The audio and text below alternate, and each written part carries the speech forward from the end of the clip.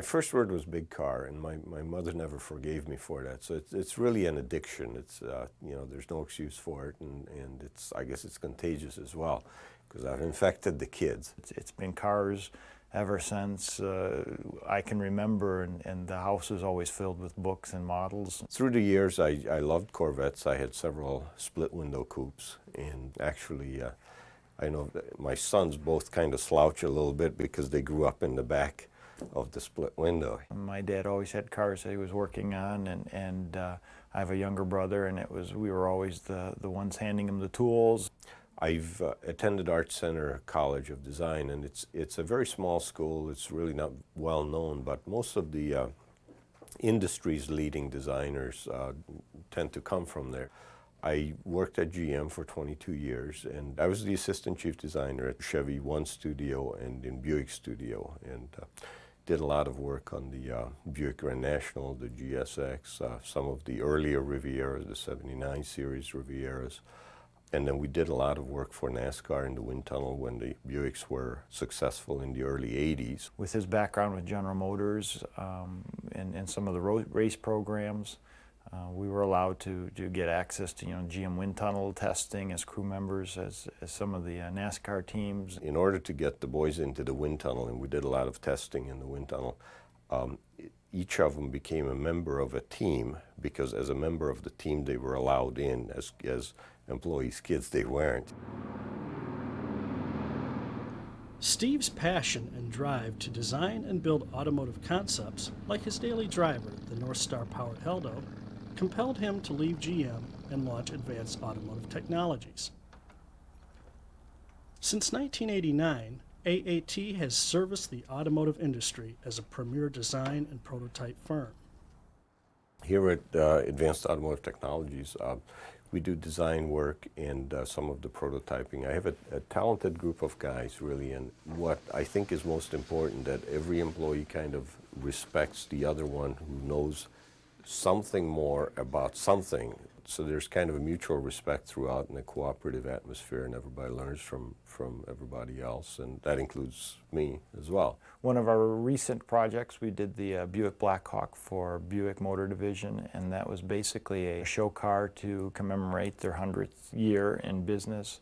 And it was kind of a stylized car of the best of Buick features throughout the years, and it was a 500 horsepower big black Buick motor that would lay rubber wherever you wanted to go. We've done conversions to a PT Cruiser to kind of adapt the look of a London taxi, and actually that was done for London Taxi Company, you know, because it's a registered trademark, but it was done for them as a high-end delivery vehicle. We've also done our own little prototype car that we've got outside, the Eldorado. It's a North Star powered 2-seat little pocket rocket. It's about the size of a new Mini Cooper, and it goes like Sting. It's kind of a freedom of expression in saying, okay, if you were to build a car for yourself with no outside input, what would you come up with? What is your dream car? And essentially, it's make it small, make it fast, and make it handle well. And I do get to drive it to work, and it's kind of a PR piece that we have. In 1999, with the 50th anniversary of the great American sports car looming on the horizon, nostalgic imagination, not necessity, was truly the mother of invention, and the commemorative edition Corvette was conceived. The commemorative edition Corvette actually was proposed by Magna, which is a company that is a large supplier for the industry and to GM. And the idea was a gentleman named John Thomas, who's an executive VP at Magna. Given that Corvette's anniversary was coming up, maybe this could be the anniversary vehicle. And they came to us with a sketch, and we obviously refined the sketch and the surfaces and so on, and we built a scale model of the car. Now, it was very well received actually by the executives at GM and so on. The only thing was that timing simply didn't allow them to bring it to the market. I know that they've had their hands full with the new C6, with the Cadillac XLR, which is essentially in the same platform. The fact that they decided not to do it, being somebody who was on the inside, I totally understand it. It is truly amazing that throughout history, how one seemingly insignificant event can snatch victory from the jaws of defeat. There's one interesting story about this thing is that apparently when it was obvious that time was running out and it's not going to happen and so on, and the expense is concerned, we were asked to make this fiberglass model of the vehicle. Originally it was just a clay model. So we redid all the surfaces and painted it first class and so on, made all the little details, and we photographed the car in such a way out in the parking lot that you could think that it's a full-size car. All of a sudden, all the people who looked at it says, my God, we never authorized anybody to build this thing. How come it's a full-size car? And at which time it turned out that no, it's just a scale car. But then the consensus was, well, if it looks this good, then let's build one anyway. At that time, it seemed like there was an opportunity for us to at least do a limited edition version of that. And we're building those cars now. From a design standpoint, the C5 is eons away from the original 1953 Corvette. Blending elements of the past into the present was no easy task. When you're trying to bring out a new model without spending the money for building an entirely new vehicle, what you do is called a facelift. So an example of that would be if you compare a 55 Chevy to a 57 Chevy. They're essentially the same vehicle, but you modify the fenders, the hood, the rear end in such a way that you get a completely different looking vehicle. So applying that kind of an experience, what it wanted to be is a contemporary representation of the C1 and taking the elements of it, not trying to make it look like a C1, but rather if the C1 were to be designed today, then that's what we're looking at. And there are quite a number of proportional differences between the C1 and the C5, and one in particular is that the dash to axle, which is essentially the door cut to the center line of the front wheel, is a completely different proportion. So that was one area that we were really concerned about, how the car would look with this much overhang versus the early car. The early car had quite a boxy front end. I mean, really, if you look at a C1, it's a little more like a bar of soap with rounded off corners. Actually, this front end perhaps is more representative of the SR1 and the SS Corvettes, which were about 57 racing cars and not so much the original C1. We had to kind of blend the existing vehicle, but still making sure that it looked like it was one cohesive vehicle, not just piecing parts together, you know, and the highlights, for instance, that flow from the existing door into the fenders, and you had to raise this area quite a bit in order to give it the somewhat of a hump or the acknowledgement of surface of what the wheel does in this location, because the headlight had to remain relatively high, so you couldn't really dive down because it's an exposed headlight. So all of these masses had to be kind of changed considerably. At the same time, we pulled the hood back just slightly so that it would cover a little bit more of the windshield, and therefore we've added length to the hood, a visual length to the hood, so it gave you a little bit more of the classic proportion of the long hood and the short deck configuration. Also in the rear, again, we had to continue the highlights or the reflections as they went the rest of the way. And actually it was kind of interesting how this highlight or the reflection tapers and ends up in this hot spot of a taillight.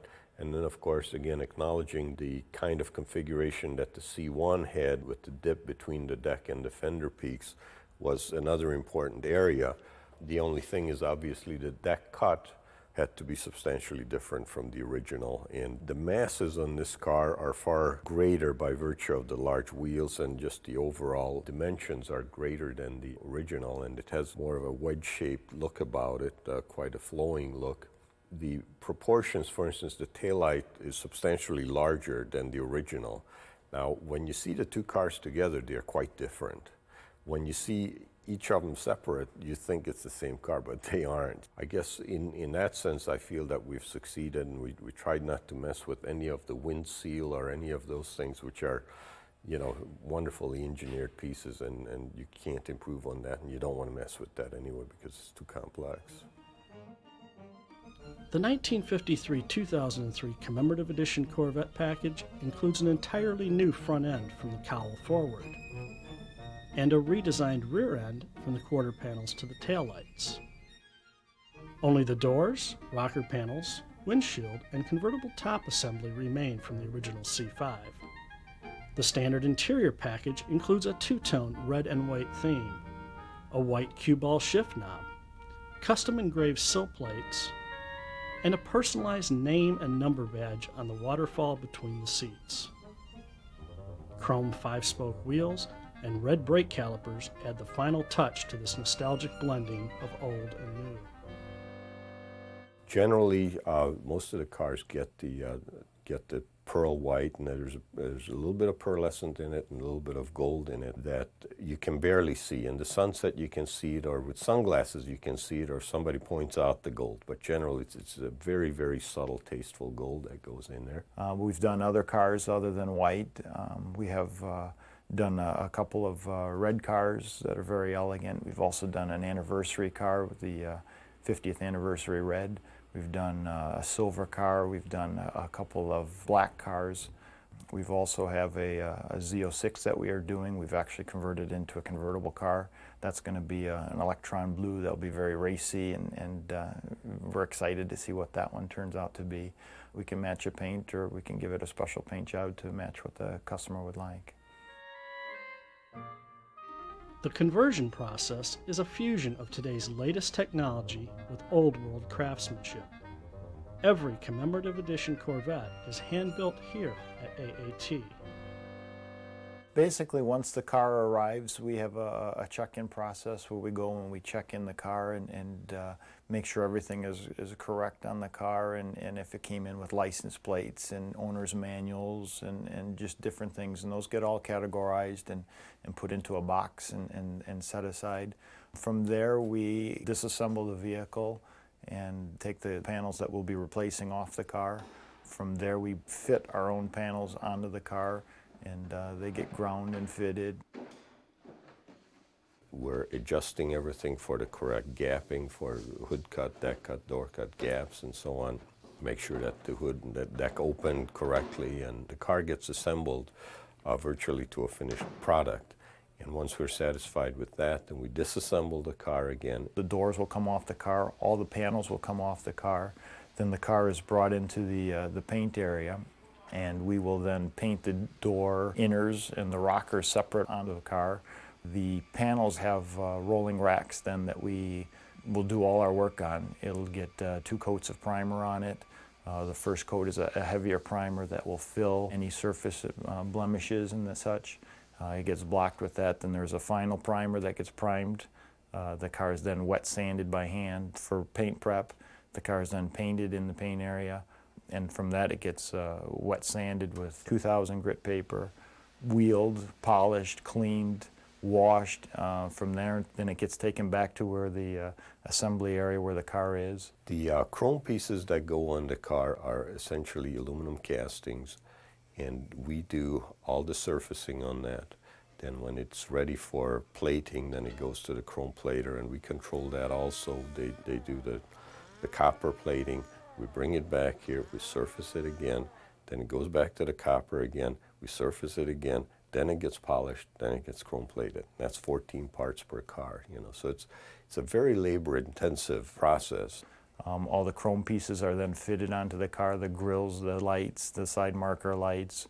They're all bolted onto the car. And then essentially it's a big unit that will slide back onto the car. We go back to where the drilled pins were and then locate all those locations, and all the gap state remains true to that.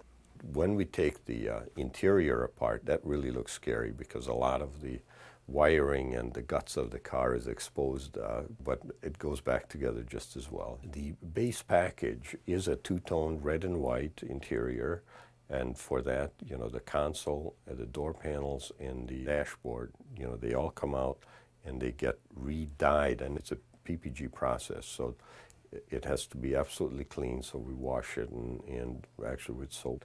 And then there is kind of an etching primer, an adhesion promoter, and then finally the color goes on.